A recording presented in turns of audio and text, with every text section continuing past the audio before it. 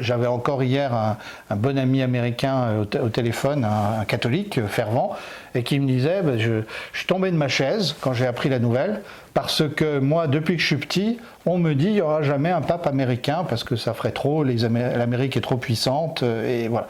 Et alors, c'est un Américain, il a la nationalité péruvienne, il a vécu plus de temps hors des États-Unis qu'aux États-Unis, mais on va certainement avoir à en parler.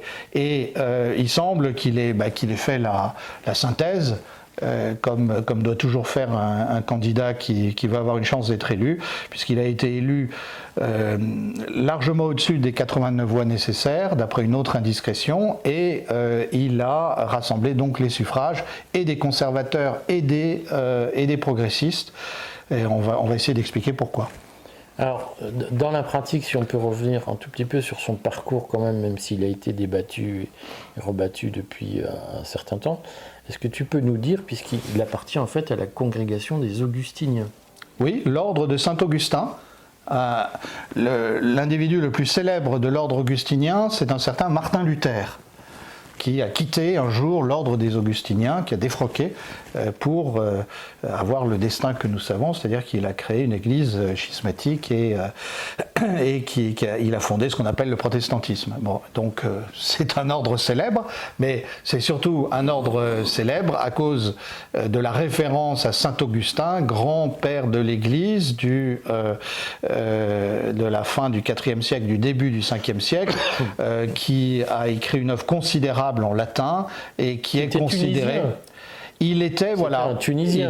Il était d'Afrique du Nord. On se rappelle que Rome était des deux côtés de la Méditerranée. Il a vécu quelques années à Rome et à Milan. Et puis il est retourné. Il a été évêque d'Hippone pendant, de mémoire, les 20 dernières années de sa vie. Et Saint-Augustin, c'est un des plus grands auteurs de la littérature chrétienne. Il a laissé une œuvre considérable, des sermons, des traités. Et surtout, il a peut-être, dit-on, inventé l'individualisme occidental, puisqu'il a écrit un livre qui s'appelle Les Confessions, qui est le récit de sa conversion au christianisme.